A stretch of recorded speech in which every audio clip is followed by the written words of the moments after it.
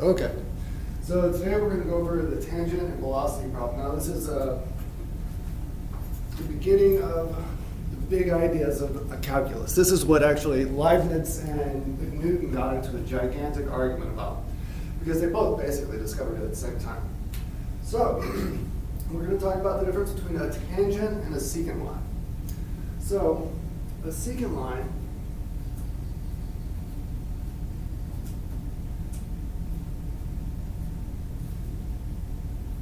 let's say I take some arbitrary curve. Let's say it looks like that. Okay, and I'm going to pick a point right here, and I'm going to pick another point right here.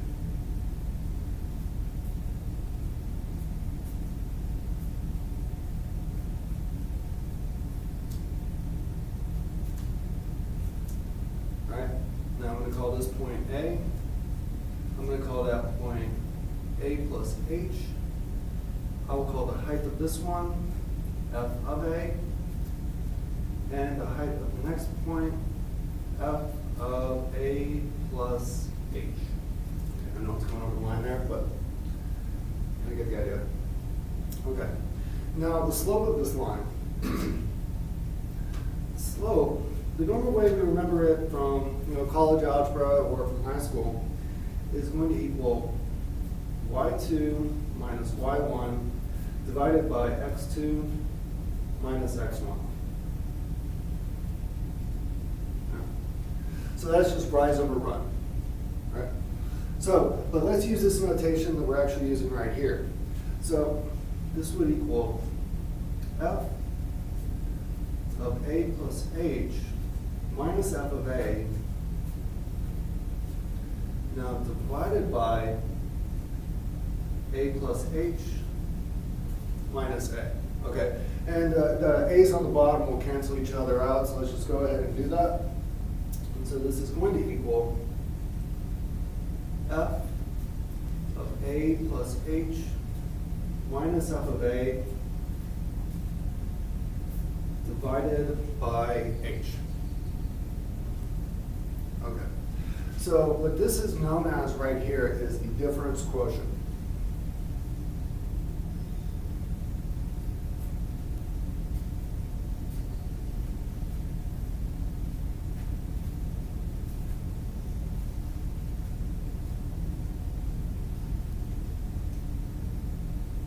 Okay, so that's just calculating an average rate of change. Okay, so this difference quotient is an average rate of change.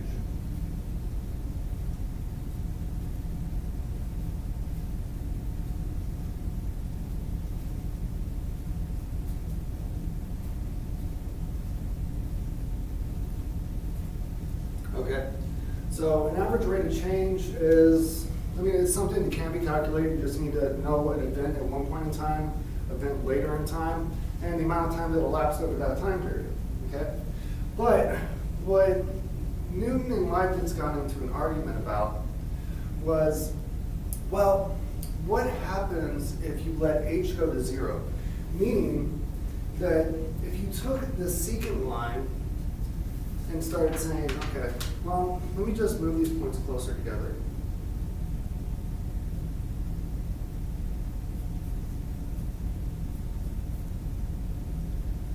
Okay, so I have basically the same curve I was looking at a minute ago. And I said, well, okay, well, what if I move this point to right here? So, well, that would be a better approximation of it at point A. Okay? Let's say I moved it even closer to the point where I'm like, these guys are right next to each other. Okay. Well, what if I took the leap of logic to say, you know what? What if I let H go to 0? Okay? And so if I let H go to 0, then I would get to the point right here, where I've got a single point instead of two, and my line is going to lie tangent to the curve. Okay? This is what's known as a tangent line.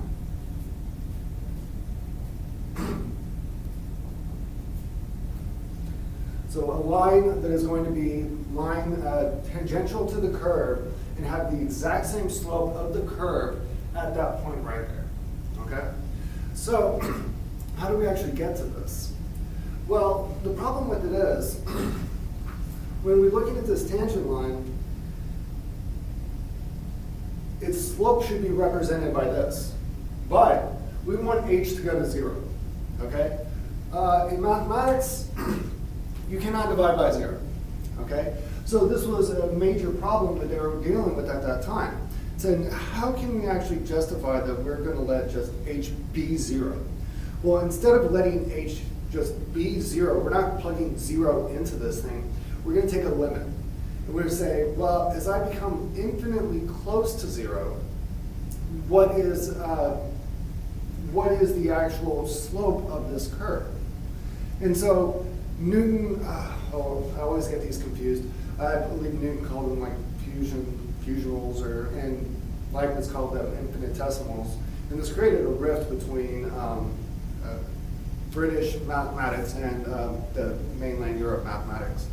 But the general consensus is that they both came up with the idea at the same time. Okay? So what we're going to do is when I'm talking about my tangent line right here, they didn't have the exact same language that we do nowadays. It's much more complicated nowadays. The slope of this line, the slope at a single point is going to equal the limit as h tends towards 0 of f of a plus h minus f of a divided by h. Okay. So this is actually the formula to calculate the slope at a point A. Right? But what if we wanted to calculate the slope at every single point on this curve? Okay? Well, that's where we get to the concept of the derivative and differential calculus. So we talk about the derivative, and we're going to focus a lot on this today.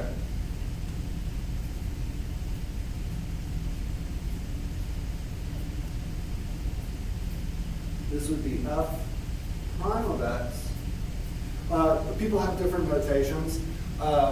In physics, they use a little dot above it, and we will also write d over dx as the derivative with respect to x of f.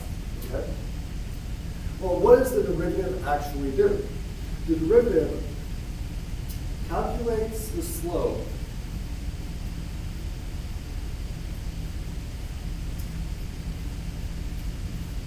of a curve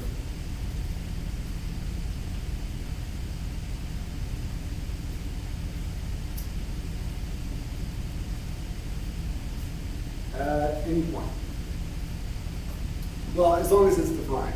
We do have points where the derivative does not exist, and we'll talk about differentiability later on.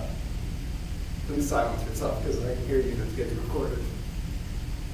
Okay, so what do we calculate, or how do we calculate this derivative?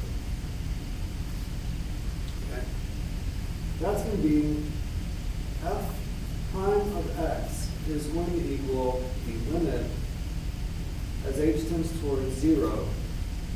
Now f of x plus h minus f of x, now divided by h. So instead of talking about a single point, we're talking about any point that exists upon this curve. As long as this limit exists, this is going to calculate its derivative. Okay, so this right here, this is the definition of the derivative. Now, I know a lot of y'all took some calculus in high school, and your teachers taught you the power rule, the quotient rule, the chain rule, stuff like that. Those rules are being derived from this definition. So on this first test that we're going to have, we're going to be using the definition of the derivative. Okay?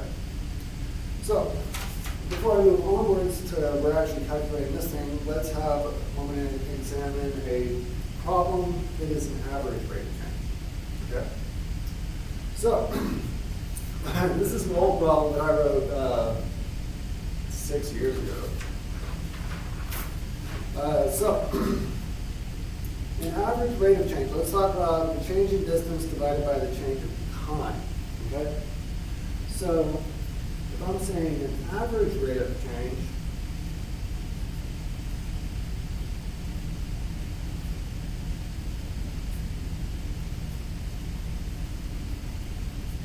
and yes, I'm going to be talking about my old truck. So this is going to equal the changing of the distance divided by the changing of time. Okay? So, let's say my odometer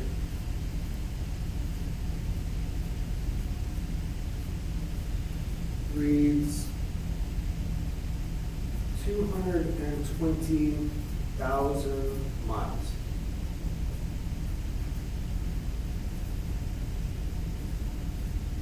A half hour later,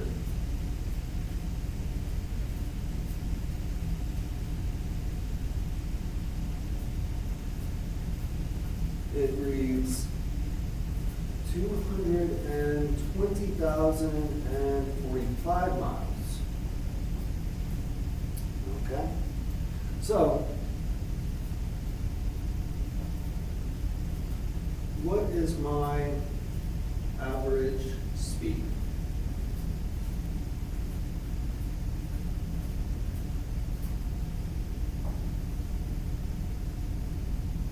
Okay, so I'm driving down, let's say, the road around Austin, and it reads 220,000 miles, and then a half hour later, I look down at my odometer, and it reads 220,045 miles, okay? And so we want to calculate the average speed of this.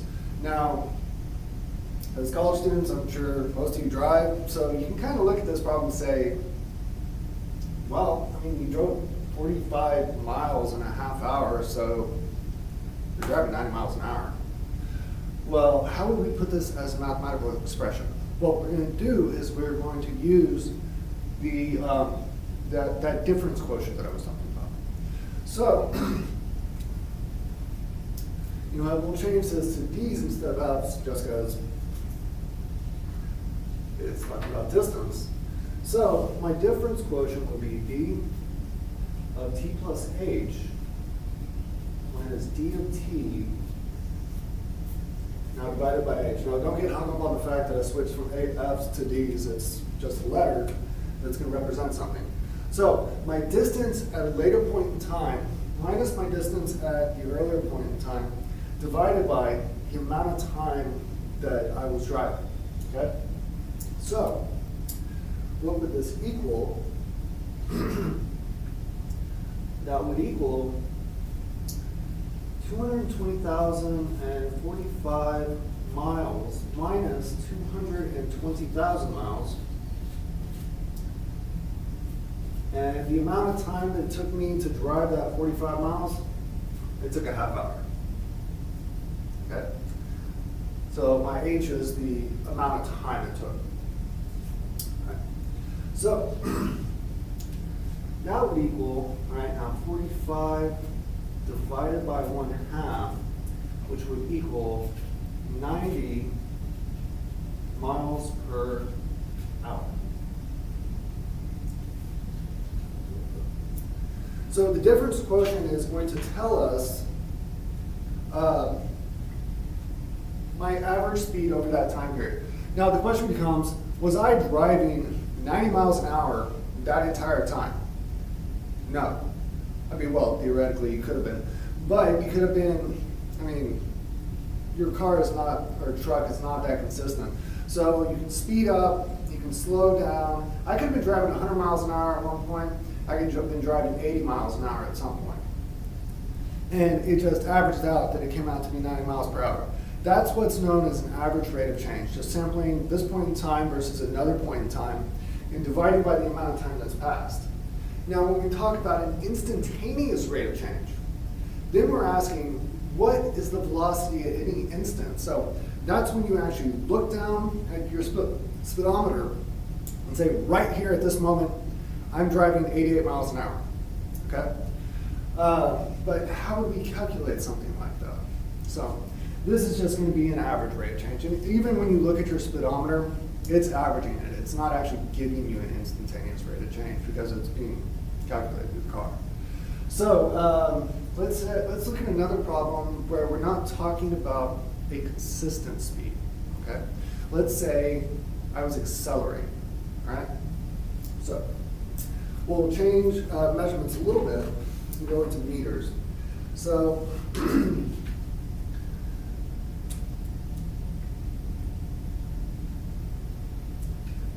so let's say I'm at my house or apartment or whatever right now, okay? And then I travel 1 meter, okay? Let's say that time period took me 1 second. All right, and then 2, 3, and 4. Now I'm at 4 meters. 4. Okay, now to get to that next point in time, this also took me 1 second. Okay, let's expand it outwards. Let's say 5, 6, 7, 8, 9. Okay. So I'm at 9 meters right now. I'm 9 meters away from my house. Okay. That took me another second to get to that next point in time. Next distance. Okay. Let's say we went out further. I might run out of room. 10, 11, 12, 13, 14, 15, 16. Okay. So now I'm out here at 16 meters.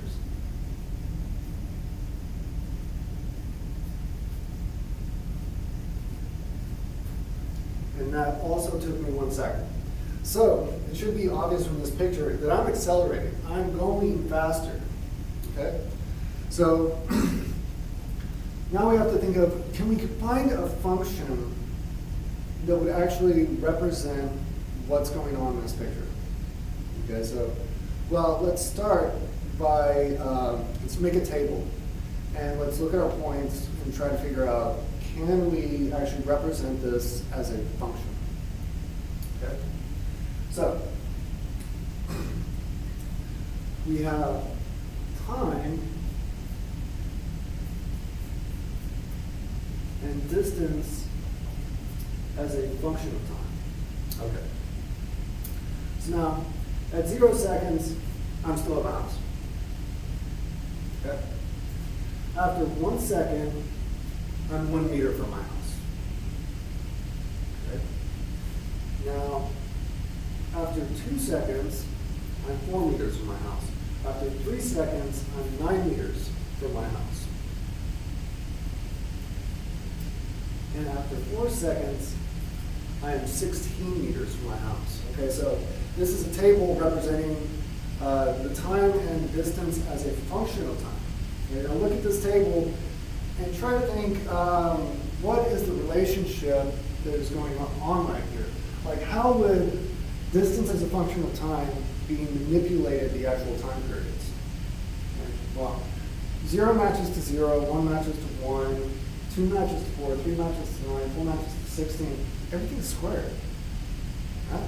So a good representation of my acceleration during this time period would be that distance as a function of time will equal t squared. Okay? All right. Now, distance as a function of time will be represented as meters. Now, if I take the derivative of distance with respect to time, What am I going to get? I'm going to get meters per second. I'm going to get the velocity of this thing. So I want to figure out what is, let's say I wanted to figure out what is my velocity at exactly 3 seconds. Okay, let's try to figure out what the velocity is at 3 seconds.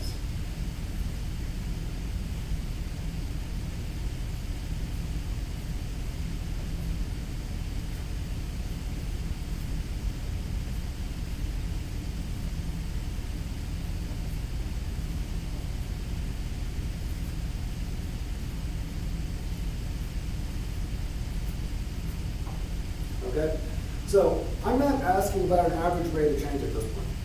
Okay? So if you wanted an average rate of change, you can just take the largest point in time, take 16 minus 0 divided by 4 minus 0, you get 4.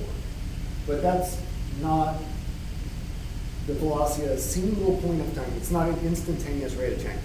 So to calculate the instantaneous rate of change, we were going to take the derivative of the distance with respect to time. Okay? So,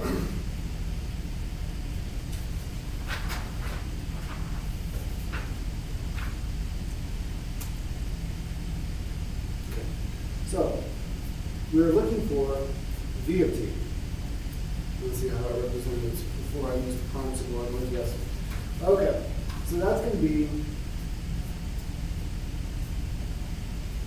d prime of t, the derivative of the distance with respect to time. And we're going to use the formula that Newton and Leibniz came up with. And the reason I made this thing quadratic is because when, especially Newton, the stories about him, the whole story about the apples, it's not true. The ancient Greeks actually knew how gravity worked, and they knew that distance as a function of time as you're going down is actually quadratic. So that's why I made this thing quadratic. But we're going to use that formula that they were examining. So this is going to equal the limit as h tends towards 0, now a d of t plus h minus d of t divided by h. We're using the same d of t that I came up with on the previous problem. I mean, this is the same problem. So d of t equals t squared. Right? Now, the whole problem with this, and the question that kept on arising was, how do you plug 0 into this thing? You cannot plug 0 into the bottom of this problem. All right? So, we're going to manipulate the problem algebraically until we get rid of that 0 in problem. This is the entire idea behind actually taking the derivative using the definition, is that you have to get rid of that 0 on bottom. Once you can get rid of that 0 on bottom, then you can just plug 0 into it and say, okay, fine. At this point, I can plug 0 in because there's a 0 on bottom, and so it works. So let's try to manipulate this thing. Now, when I say d of t plus h, d of t is t squared. So I'm going to plug t plus h into t squared.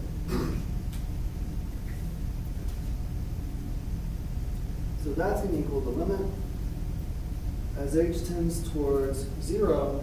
This is going to be t plus h squared minus t squared, and then divided by h. So let's play with the algebra a little bit.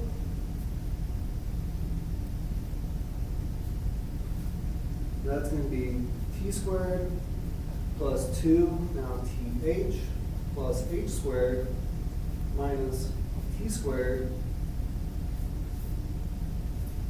divided by h. All right. So I'm going to do this in 2 steps. Normally when I do it very quickly, I'll do this as 1 step. But the first thing that you need to notice about this problem, so we have a t squared right here and a negative t squared over there. Cool. So then we can say this is the limit as h tends towards 0 to th plus h squared, now divided by h. Okay. Now this fraction can be broken apart, but what you need to notice is just, well, that h will cancel with that h, and it will cancel with one of those. Okay. So that's going to be the limit as h tends towards 0 of 2t now plus h.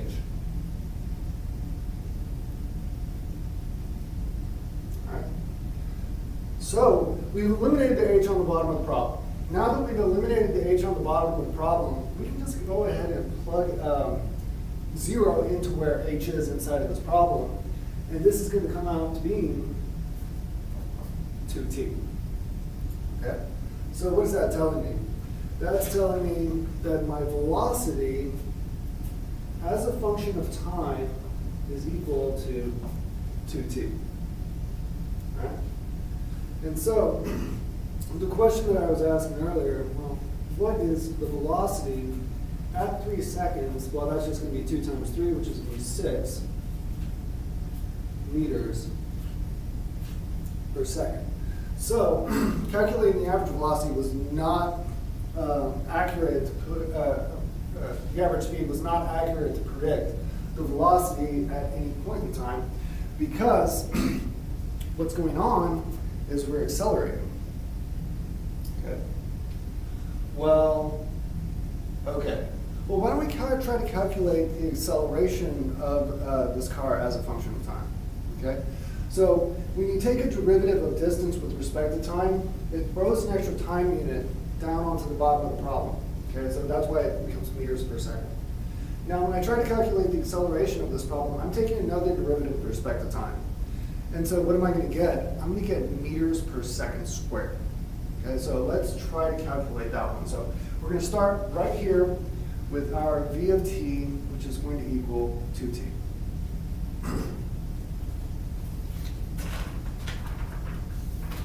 All right. So the acceleration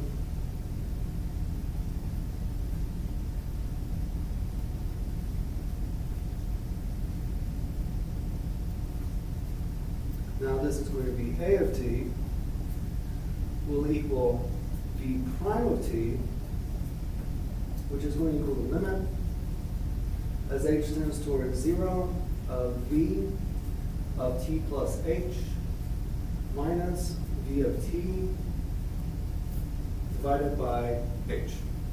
Okay. Remember, v of t is just 2t. So when I do v of t plus h, I'm just going to plug t plus h into that problem. So that's going to be the limit. Now as h tends towards 0, this is going to be 2t plus h minus 2t divided by h. Okay, so we don't want to manipulate this guy again in the same way that we were doing the last problem, whereas the whole name of the game is get rid of that h on bottom, because we can't divide by 0. All right, so now that's going to be the limit as h tends towards 0. This is going to be 2t plus 2h minus 2t divided by h. Okay. And just like the previous problem, we can see our first term and our last term end up canceling out. And so now we have the limit as h tends towards 0 of 2h divided by h. Well, h will cancel each other out. This just comes out to 2 meters per second squared. Okay, so I have a constant acceleration. Okay, and one of the reasons I was talking about is why am I doing a quadratic? It's because whenever Newton was investigating a ball rolling down a hill, he was talking about, well, what is the constant acceleration of the ball? It's gravity. That's what he was talking about. Okay, but now let's ask ourselves another question. What would happen if I took the derivative of acceleration with respect to time? Okay, that's one thing I might not be familiar with, but it's actually known as jerk. Like, imagine you're in a car again. I'll get away from automobiles after a certain point in time. But if you slam on the brakes, that is a massive deceleration in what happens to your body. You get jerked forward against your seatbelt. What happens if you're in like a NASCAR or something like that and you just hit the gas? You get jerked backwards. If you imagine a roller coaster or something like that, you start massive acceleration downhill, it jerks you back against the seat. So jerk is going to be the derivative of acceleration with respect to time. That's going to be the changing of the acceleration with respect to time. So let's calculate the jerk of this problem.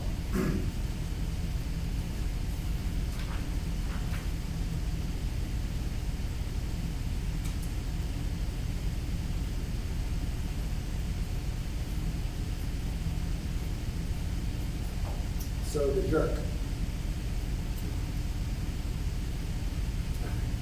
All right, so J of t is going to equal A prime of t, which is going to equal the limit as h tends towards 0 of A of t plus h minus A of t divided by h.